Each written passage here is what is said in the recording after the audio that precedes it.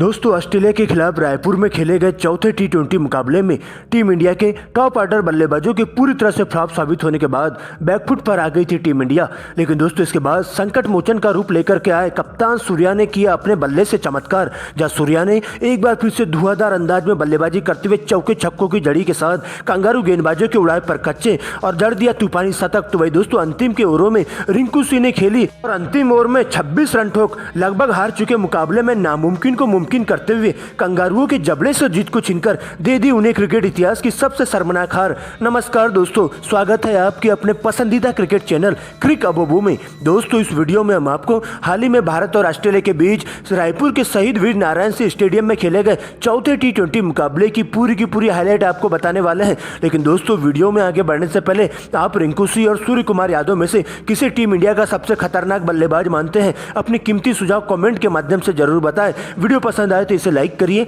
और चैनल को सब्सक्राइब करना नहीं भूलिएगा। दोस्तों जैसा कि आप सभी जानते हैं कि भारत और ऑस्ट्रेलिया के बीच 5 टी20 मैचों की रोमांचक सीरीज खेली जा रही है, जहां दोस्तों शुरुआत के दोनों ही टी20 मुकाबले में टीम इंडिया ने गेंदबाजों के साथ साथ बल्लेबाजों के शानदार प्रदर्शन की बदौलत कंगारुओं को सुपड़ा साफ करते हुए 2-0 की बढ़त हासिल कर ली थी। लेकिन दोस्तों इसके बाद तीसरे टी20 मुकाबले में कंगारुओं ने शानदार कमबैक किया था, जहां पर ऑस्ट्रेलिया के विस्फोटक बल्लेबाज ग्लेन मैक्सवेल ने तूफानी 7 की पारी खेलते हुए लगभग हार चुके मुकाबले में टीम इंडिया को करारी मात दे दी थी और सीरीज में 2-1 की बराबरी कर ली थी। लेकिन दोस्तों इसी बीच सीरीज का चौथा निर्णायक टी20 मुकाबला रायपुर के शहीद वीर नारायण सिंह क्रिकेट स्टेडियम में खेला गया, जहां दोस्तों टीम इंडिया की कमान अपने सूर्या भाऊ के कंधों पर सौंपी गई थी। वही दोस्तों ऑस्ट्रेलिया के लिए मैथ्यू वेड कप्तानी कर रहे थे। दोस्तों इसके बाद शाम 6:30 बजे मुकाबले में टॉस होता है, सिक्का उछाला जाता है और टीम इंडिया के कप्तान सूर्या के पक्ष में जाकर गिरता है, जहां दोस्तों टीम इंडिया के कप्तान सूर्य कुमार यादव पहले गेंदबाजी करने का फैसला करते हैं। दोस्तों इसके बाद ऑस्ट्रेलिया के लिए पारी की शुरुआत करने टीम के 2 विस्फोटक ओपनर बल्लेबाज आरोन हार्डी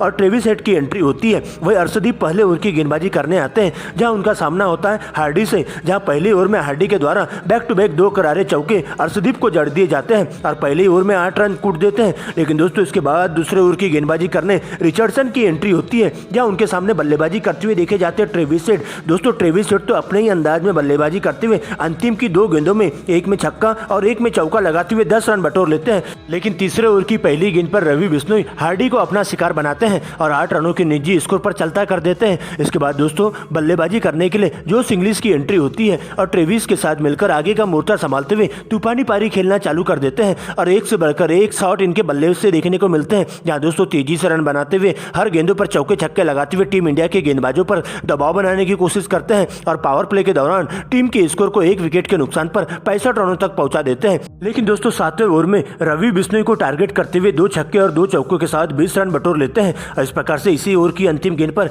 1 रन चुराने के चक्कर में 49 के निजी स्कोर पर रनआउट होकर उन्हें पवेलियन का रास्ता नापना पड़ता है। जिसके बाद दोस्तों जोश इंग्लिश का साथ देने के लिए नए बल्लेबाज के रूप में टिम डेविड की एंट्री होती है, जहां दोस्तों आगे का मोर्चा संभालते हुए दोनों ही बल्लेबाज काफी केयरफुली अंदाज में बल्लेबाजी करते हुए चले जाते हैं और टीम इंडिया के स्पिन गेंदबाजों के साथ साथ तेज गेंदबाजों का डटकर मुकाबला करते हुए पहले 10 ओवर के खेल में टीम के स्कोर को 2 विकेट के नुकसान पर 82 रनों तक पहुंचा देते हैं। लेकिन दोस्तों 11वें ओवर में एक छक्का लगाते हुए जोश इंग्लिश अपना 50 पूरा करते हैं, जहां अर्शदीप के इसी ओवर की अंतिम 2 गेंदों पर 2 लगातार चौके अंतिम की 2 गेंदों पर बटोर लेते हैं और इसके बाद तो तेजी से रन बनाना चालू कर देते हैं, जहां मिले मौके का फायदा उठाते हुए दोनों ही बल्लेबाज आती से बल्लेबाजी करते हुए ताबड़तोड़ अंदाज में चौके छक्कों की झड़ी लगाते हुए टीम इंडिया के गेंदबाजों पर दबाव बनाने की पूरी कोशिश करते हैं। जहां पर दोस्तों 14वें ओवर में रवि बिश्नोई के एक ही ओवर में 2 छक्के और 2 चौकों के साथ 20 रन बटोर लेते हैं और अपने शतक की ओर बढ़ने लगते हैं। लेकिन 15वें ओवर में इस साझेदारी को तोड़ने में कामयाब होते हैं अर्शदीप, जहां दोस्तों तेजी से रन बनाने के चक्कर में 20 के स्कोर पर टीम डेविड को कैच आउट करवा देते हैं। जिसके बाद मैक्सवेल का तूफान देखने को मिलता है। मैक्सवेल आते ही पहली गेंद पर 6 रनों से शुरुआत करते हैं। वह दोस्तों दूसरे छोर से जोश इंग्लिश भी तूफानी पारी खेलते हुए अपने शतक की ओर बढ़ने लगते हैं। लेकिन दोस्तों 17वें ओवर में एक बार फिर से रवि बिश्नोई आते ही टीम इंडिया को चौथी बड़ी सफलता दिलाते हैं, जहां दोस्तों तेजी से रन बनाने के चक्कर में जोश इंग्लिश सीमा रेखा के पास कैच आउट हो जाते हैं और उनकी 99 रनों की 2000 पारी का अंत हो जाता है। लेकिन दोस्तों इसके बाद मार्क स्टोनिस की एंट्री होती है, जहां दोस्तों मार्क स्टोनिस आते ही पहली गेंद पर करारा प्रहार खेलने के चक्कर में सीमा रेखा के पास प्रसिद्ध कृष्णा की गेंद पर कैच आउट होकर जायसवाल के द्वारा उनका खूबसूरत सा कैच ले लिया जाता है और इस प्रकार से ऑस्ट्रेलिया को 5वां बड़ा झटका लगता है। लेकिन दोस्तों इसके बाद कप्तान मैथ्यू वेड आते हैं मैक्सवेल का साथ देने, जहां दोस्तों अंतिम के 5 ओवरों में दोनों ही बल्लेबाजों के द्वारा धुआंधार अंदाज में बल्लेबाजी देखने को मिलती है, जहां सबसे पहले 18वें ओवर में एक बार फिर से मैक्सवेल के द्वारा चौके छक्कों की झड़ी देखने को मिलती है और इसी ओवर में मैक्सवेल 2 छक्के और 2 चौके लगाते हुए 20 रन बटोर लेते हैं और मात्र 36 गेंदों में ही अपनी 50 पूरी कर लेते हैं। लेकिन दोस्तों यह बल्लेबाज यही नहीं रुकता है और इसके बाद तो ताबड़तोड़ अंदाज में बल्लेबाजी करते हुए 19वें ओवर में भी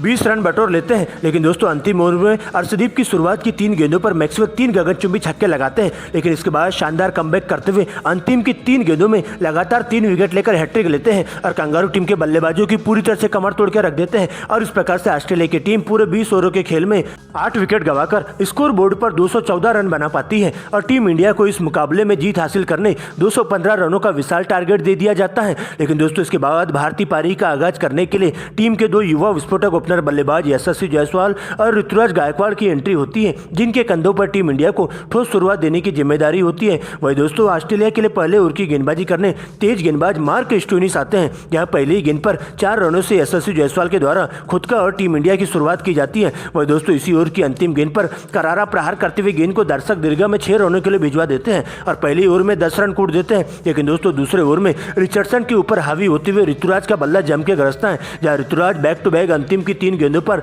3 लगातार चौके जड़ते हुए 12 रन कूट देते हैं और इस प्रकार से दोनों ही बल्लेबाज तेजी से टीम इंडिया को शुरुआत दिलाने का काम करते हैं, जहां दोस्तों अच्छी गेंदों को छोड़ते हुए खराब गेंदों पर बड़ा शॉट मारना चालू कर देते हैं और देखते देखते पावर प्ले के दौरान टीम इंडिया का स्कोर बिना विकेट गंवाए स्कोर बोर्ड पर 60 रनों तक पहुंच जाता है। लेकिन दोस्तों इसके बाद 7वें ओवर की गेंदबाजी करने नॉर्थन एलिस की एंट्री होती है, जहां उनका सामना होता है ऋतुराज गायकवाड़ से और इस ओवर की शुरुआत की 3 गेंदों पर गायकवाड़ के बल्ले से 3 लगातार चौके देखने को मिलते हैं। लेकिन दोस्तों इसके बाद शानदार कमबैक करते हैं और अंतिम गेंद पर सिंगल चुराने के चक्कर में ऋतुराज गायकवाड़ हाना के चक्कर में रन आउट होकर पवेलियन की ओर लौट जाते हैं और इस प्रकार से गायकवाड़ की ताबड़तोड़ 32 रनों की धुआंधार पारी का अंत हो जाता है। जिसके बाद दोस्तों नए बल्लेबाज के रूप में टीम इंडिया के सलामी विकेट कीपर बल्लेबाज ईशान किशन की एंट्री होती है, जहां दोस्तों आगे का मोर्चा संभालते हुए दोनों ही बल्लेबाज शुरुआत में काफी धीमी शुरुआत करते हुए टीम के स्कोर को तेजी से बढ़ाने का काम करते हैं। जहां दोस्तों पहले तो कछुए की चाल के साथ सिंगल डबल के साथ ही टीम इंडिया के स्कोर में रन जोड़ने का काम करते जाते हैं और पहले 10 ओवरों के खेल में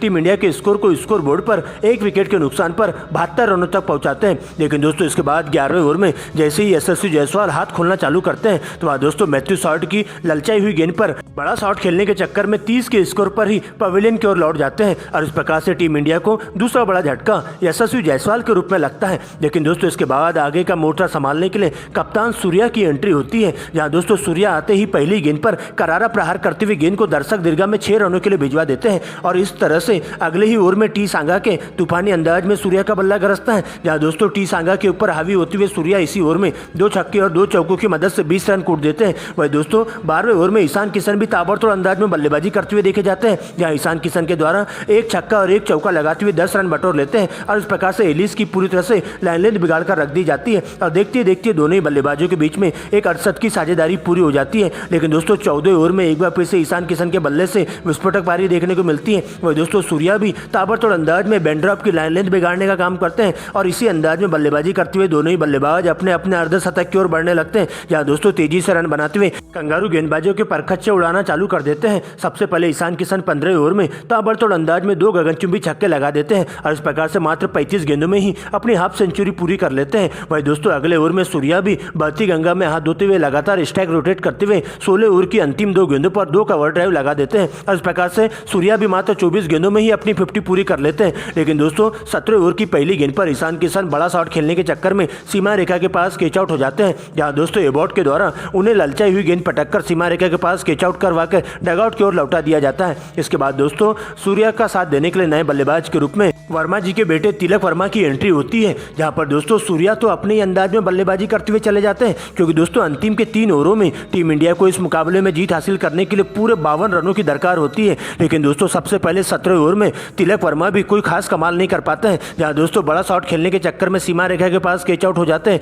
वही दोस्तों सूर्या आती सी पारी खेलते हुए इसी ओवर में अपनी हाफ सेंचुरी पूरी कर लेते हैं और कंगारू टीम के गेंदबाजों पर दबाव बनाने की कोशिश करते हैं। लेकिन दोस्तों इसके बाद सूर्या का साथ देने के लिए नए बल्लेबाज के रूप में रिंकू सिंह की एंट्री होती है, जहां दोस्तों आगे का मोर्चा संभालते हुए सूर्या के साथ अंतिम के ओवरों में धुआंधार अंदाज में बल्लेबाजी करना चालू कर देते हैं। लेकिन दोस्तों सबसे पहले 18वें ओवर में सूर्या 3 लगातार छक्के जड़ते हुए अपना शतक पूरा कर लेते हैं और इस प्रकार से दोस्तों टीम इंडिया को 190 के पार पहुंचा देते हैं और शतक पूरा होने के बाद सूर्या पहली ही गेंद पर 19वें ओवर में एक गगनचुंबी छक्का लगाते बनाते हुए अगली गेंद पर सिंगल लेकर रिंकू सिंह को स्ट्राइक देते हैं, जहां रिंकू सिंह अगली ही गेंद पर कवर ड्राइव लगाते हुए एक चौका जड़ देते हैं। लेकिन दोस्तों इसके बाद स्ट्राइक पर फिर से सूर्या आते हैं, लेकिन दोस्तों इसी ओवर की अंतिम गेंद पर करारा प्रहार करने के चक्कर में सीमा रेखा के पास सूर्य कुमार यादव 120 के स्कोर पर कैच आउट हो जाते हैं और इस प्रकार से टीम इंडिया को सूर्या के रूप में छठवां बड़ा झटका लग जाता है। जिसके बाद दोस्तों नए बल्लेबाज के रूप में अक्षर पटेल की एंट्री होती है, लेकिन दोस्तों अक्षर पटेल भी 20वें ओवर की पहली ही गेंद पर फाइन लेग की दिशा में कैच आउट हो जाते हैं और इस प्रकार से टीम इंडिया को 7वां झटका लग जाता है।